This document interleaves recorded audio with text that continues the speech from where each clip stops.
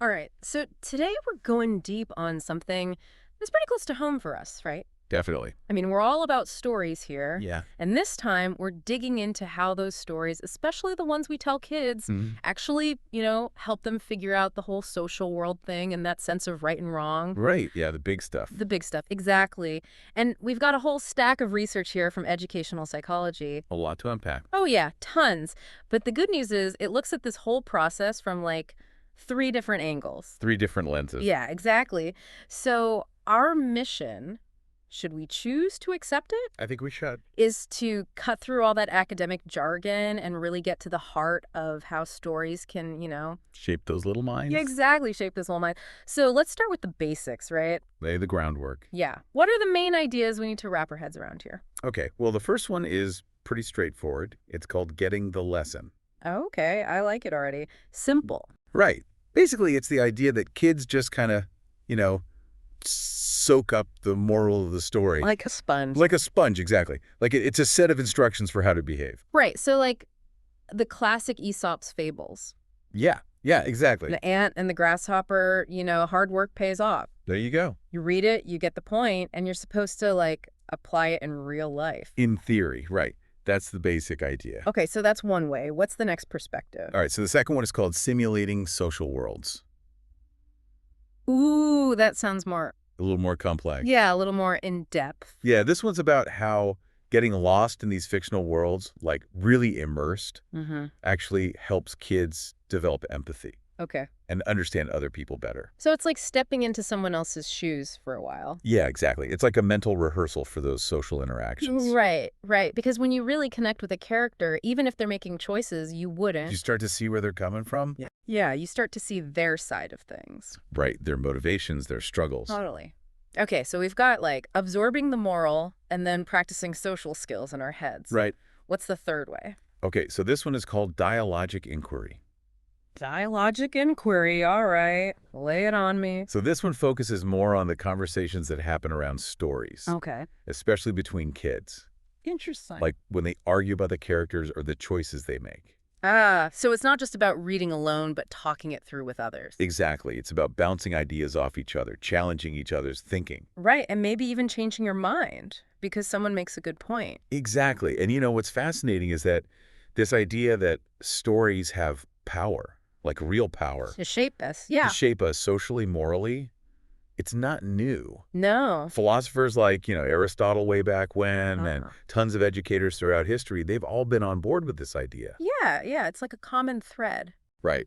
But where these three perspectives really come in is Right. they offer different explanations for how the shaping happens. Right, right. Because it's not like a magic formula. You read a story and boom, you're a better person. Exactly. There are different processes involved. Okay, that makes sense.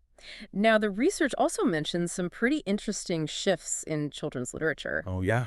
Like over the centuries, how it's changed. Right.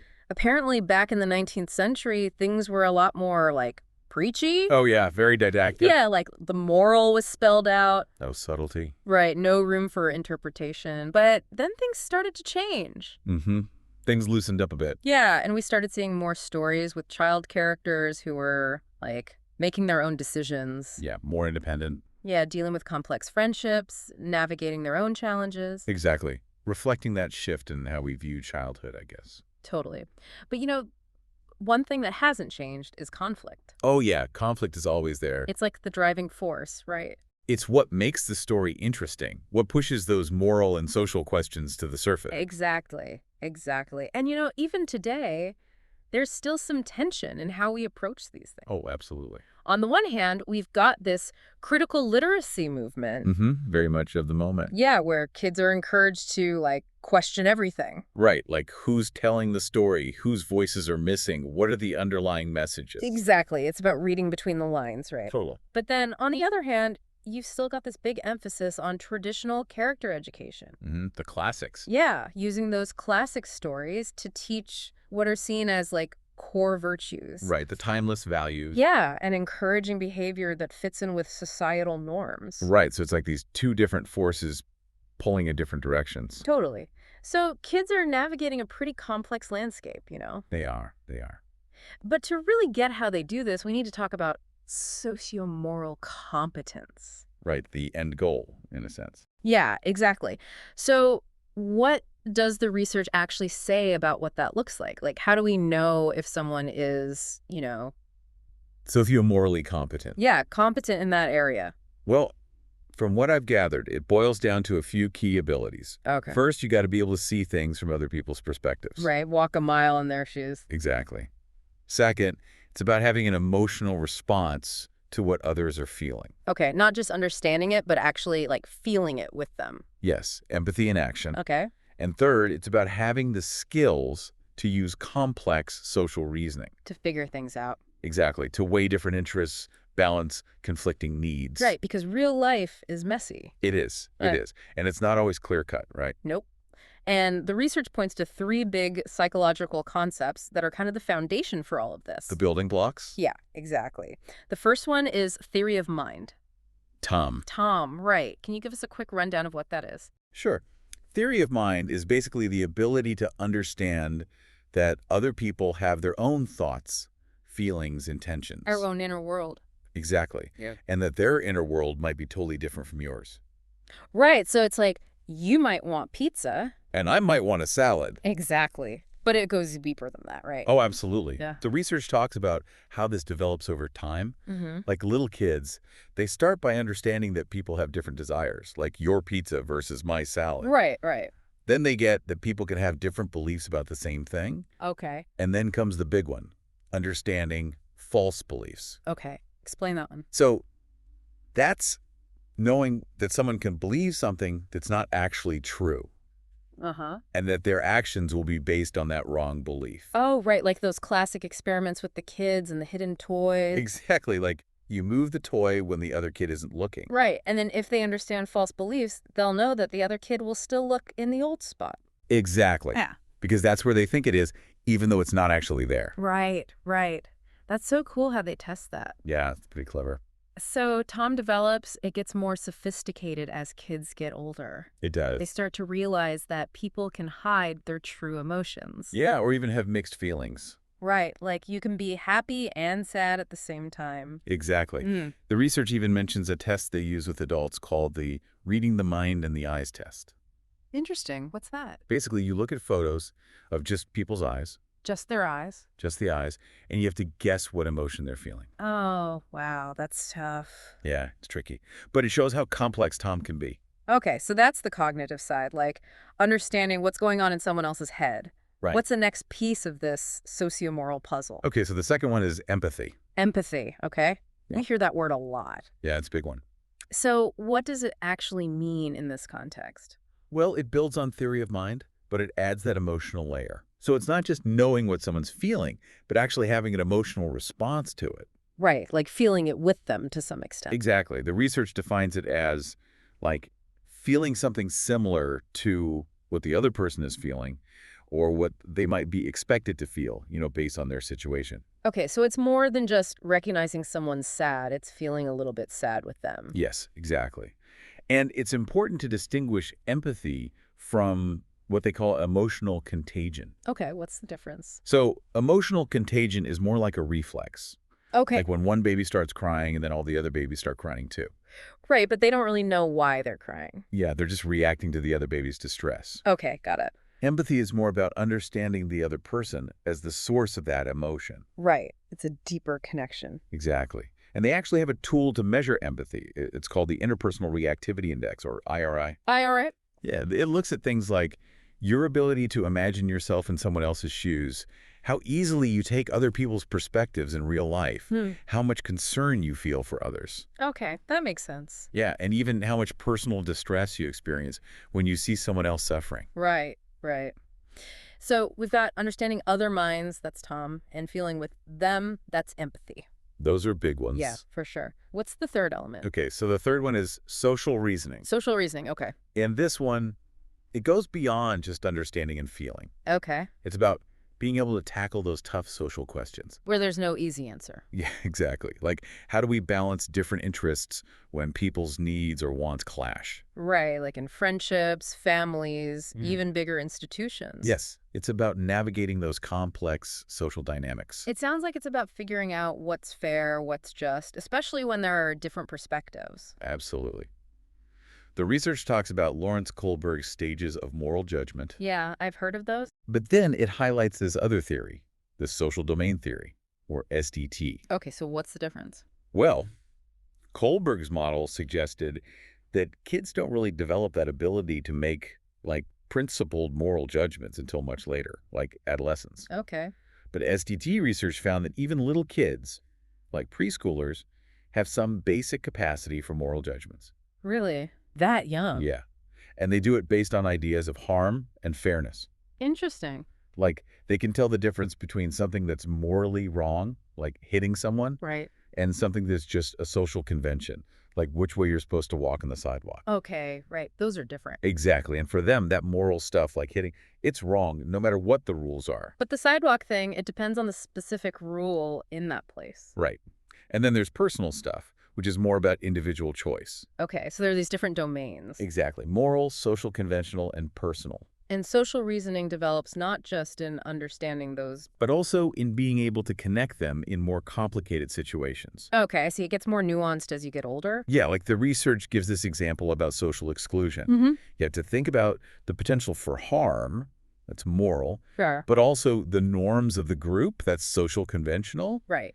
and then the individual's feelings, that's personal. Wow, that's a lot to juggle. It is. And another example is lying. Okay. Older kids are more likely to see lying as okay if it's to, like, resist an unfair demand from an adult. So it's not that they think lying is good, Right. but they understand that sometimes other moral concerns might be more important. Exactly. It's all about context. Right, right. So sociomoral competence is this really multifaceted thing. It is. It's about understanding, feeling, and reasoning in social contexts. Absolutely. Okay, so with all of that as our foundation, let's get back to those three perspectives on how narrative fiction fits in. Let's dive back in. Yeah, let's do it. So the first one was getting the lesson. The idea that kids just extract the moral message from the story. Right, straightforward. So what does the research actually say about how well that works? Like, do kids really just absorb those lessons and change their behavior? Well, here's the thing. The evidence for that direct transfer from moral in the story to real-life action, it's not as strong as you might think. Really? Yeah, it's actually pretty weak and inconsistent. Huh. Interesting. Yeah, a lot of studies have looked at this, like, do kids become more honest after reading stories about honesty? Right, the classic example, George Washington and the cherry tree. Yeah, exactly. But, some studies find a small effect, but then others can't replicate it. So it's not a guarantee. No, not at all. And the same goes for generosity. Like, do kids become more giving after reading stories that promote helping others? Yeah. Well, again, mixed results. Some studies show no effect, others a tiny one, but only with very simple, realistic stories. Okay, so getting the lesson isn't as simple as it sounds. No, not really. So what are some of the reasons why it might not be so effective? Okay, so one big one is that young kids, they often have trouble grasping the overall theme or moral of a story. They get caught up in the details. Yeah, they focus on the plot points and miss the bigger picture. Right, like that study with the three-legged dog. Oh, yeah, that's a great example. It was supposed to teach tolerance. But when they asked the kids what the message was, Most of them just talked about what happened in the story. yeah, they couldn't really articulate the theme. So understanding the lesson isn't automatic, especially for younger kids. Exactly. And the research also points out that even if they get the lesson, real life is way more complicated than most stories. Oh, yeah, way more messy. Yeah, so applying a simple rule like honesty is always the best policy. It doesn't always work out. No, because you might have to weigh different values, consider the context. Exactly. It's not black and white. And, another thing the research mentions is that most of these studies, they're done in labs. Right. Controlled settings. Yeah, so we don't really know if reading these stories actually changes how kids behave in their everyday lives. Yeah, that's a big question mark. Right, right. And finally, the research says that kids aren't just empty vessels waiting to be filled with moral knowledge. Right. They come with their own experiences. Yeah, they've already got ideas about right and wrong from their families, their communities. So they're not just passively absorbing these stories. No, they're filtering them through their existing understanding. Exactly. Now, the research also looks at some educational programs that fall under this getting the lesson approach. Like traditional character education programs. Yeah, what are those all about? Well, they often use those classic stories, like we talked about. Okay. And they usually assume there's one right way to interpret the story. And that one right way aligns with certain virtues. Exactly. And they tend to shy away from discussions that might lead to different interpretations. Right.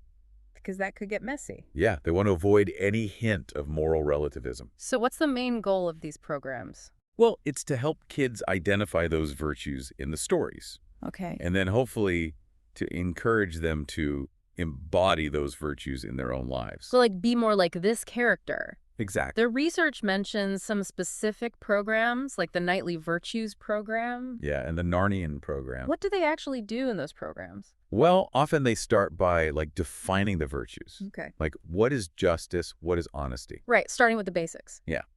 Then they have the kids read excerpts from stories and try to find examples of those virtues in the characters' actions. So it's very focused. It is. Some programs use reflection journals, but they might discourage too much open-ended discussion. Okay, so the teacher is kind of guiding them towards the correct interpretation. Yeah, that's often the case. And what does the research say about how well these programs actually work? Well, the study suggests that they can definitely help kids learn about virtues. Like they can define them, recognize them in a story? Exactly. But there's not much evidence that this knowledge actually changes their behavior in real-life situations. Right, so they might know what honesty is. But they might not actually be more honest themselves. That's a bit of a problem. It is. The research calls this the acquaintance approach, criticism. So you're acquainted with the virtue. But you don't really live it. Oh, right. And the research argues that narrative fiction, its real strength, is in showing you what it feels like to be in a certain situation. To experience it vicariously. Yeah, not just to give you abstract knowledge. Exactly. Okay, so if getting the lesson has its limitations, what about the second approach, simulating social worlds? Yes. Getting into the minds of characters. This one focuses on how immersing ourselves in stories can actually develop our theory of mind and empathy. Right, through that imaginative engagement. So what are the psychological ideas behind this one? Well, the key idea is that when we get lost in a story, our brains are kind of doing this intense mental simulation. Like a virtual reality experience? Yeah, kind of. We're imagining the characters' thoughts, their feelings, even if it's not explicitly stated. Right, we have to fill in the gaps. Exactly. And this is happening even in young kids. They do this naturally. Yeah, they spontaneously imagine what the characters are thinking and feeling. It's like they're creating a whole world in their minds. Exactly. And the research says this is similar to what happens in pretend play. Oh, that makes sense. Yeah, they're practicing social skills in a safe space. Right, because it's not real life, so there are no real consequences. Exactly. And because the characters' inner worlds are often complex and not spelled out. Readers have to really put themselves in their shoes. Yeah, they have to infer what's going on. And that's where the Tom and empathy come in. Exactly. They're exercising those muscles. That's why they call narrative fiction a moral laboratory. I love that phrase. Me too. Okay, so there's been a lot of research in recent years on how reading fiction affects Tom and empathy. Especially in adults. Right. What have they found? Well, a lot of these studies use those tests we talked about. The reading the mind and the eyes test, the IRI. Exactly. And they also use something called the author recognition test, which just measures how much people read. Okay. And they found a pretty consistent link between reading narrative fiction and higher scores on those Tom and empathy measures. Really? Yeah. So the more fiction you read, the better you are at understanding and feeling with others. That's what the research suggests, yeah. And what about nonfiction? Interestingly, nonfiction doesn't seem to have the same effect. Huh. That's so interesting. Yeah, and in some cases, it's even been negatively correlated. So it's not just about reading anything, it's specifically about fiction. It seems that way, yeah. Now, what about shorter periods of reading? Like if you just read one story, does that have any impact? Well, the findings there are a bit less consistent. Okay. But overall, it seems like even short-term exposure to narrative fiction might lead to small improvements. Interesting. But there's also this debate about literary quality. Oh, right. Like some stories are just better written than others? Exactly. And some researchers argue that those more complex, ambiguous stories, they might be more beneficial. Because they make you think harder. Yeah, you have to stretch your imagination more to understand the characters. Right. That makes sense. But the research on this is still a bit mixed. Like some studies find that literary fiction is better, but others don't. Yeah, exactly. It could be that you need to read high-quality stuff consistently over time to see real effects. Or maybe any fiction is good as long as you're really engaged with it. Yeah, that's another possibility. Okay, so that's mostly about adults. Hmm. What about kids? Has there been much research on how fiction affects their Tom and empathy? There's less research with kids, but there's this one study that looked at 4 to 6-year-olds, Okay. and they found a connection between how much narrative fiction they were exposed to and their Tom skills. Even after considering things like family income and vocabulary. Exactly. So there's a link. But it's hard to say for sure which causes which. Right, correlation doesn't equal causation. Exactly. But the research also highlights another really important factor: parent-child conversations during shared book reading. Ah, yes, that's a big one. It is. When parents talk about the character's thoughts and feelings, it's strongly linked to the child's Tom development. So it's not just about the story itself, but the interaction around it. Exactly. And reviews of multiple studies suggest that shared book reading is actually one of the most effective ways to boost Tom in young kids. Really? That's awesome. Yeah, it's pretty powerful. And it seems like it's specifically the parents' talk about mental states that makes the difference. So it's about helping kids understand what's going on inside the characters' heads. And then connecting that to their own experiences. The research even calls this entering a community of minds. That's a beautiful way to put it. It really is. Now, there are some educational approaches that specifically focus on this simulating social worlds idea. Right, how to encourage that imaginative and emotional engagement. Yeah, what are some of the things they recommend? Well, they often use writing activities where kids explore a character's thoughts Okay. or have in-depth discussions about their motivations. Right. And they use creative stuff like role-playing and drawing to help kids really connect with the characters. So it's about making it more experiential. Exactly. It's Yeah. not just reading the words on the page, it's about bringing those characters to life. I like that. Yeah, a powerful approach. The research mentions some specific programs like WRI and reading and feeling. Yeah, and TBLT for adolescents. Okay, what do those acronyms stand for? So ORRI is relationally oriented reading instruction. Okay. Reading and feeling is pretty self-explanatory. TDLT. That's transformative dialogic literature teaching. Okay, so what do they actually do in these programs? Well, for example, in ORRI, teachers might model how to imagine a character's perspective. Show them how to do it. Yeah. And then they ask questions that encourage the kids to explore those inner worlds. Okay. They might even have them write letters from the character's point of view. Oh, that's cool. Yeah, it's a fun way to get them thinking. What about reading and feeling? So that one uses really high-quality children's books and incorporates dramatic readings and creative tasks. So it's very hands-on. Yeah. It's about having a full-body experience of the emotions in the story. And then they have discussions where they connect those emotions to their own lives. Exactly. It's about making it personal. Okay, and TDLT for the older kids. So TDLT uses short stories, and it starts with students writing down their personal responses. Okay. And then they share and discuss those responses with their peers. So it's about connecting with the story on a personal level first. Yeah. And then bringing those individual perspectives into the group discussion. Got it. And the research on these programs seems pretty positive. Yeah, the reviews suggest that they do seem to have positive effects on perspective taking and empathy. That's great. But the research also points out some potential limitations. Okay, like what? Well, one is that kids' initial emotional responses, they might not always be mature or well-informed. They might be biased. Exactly.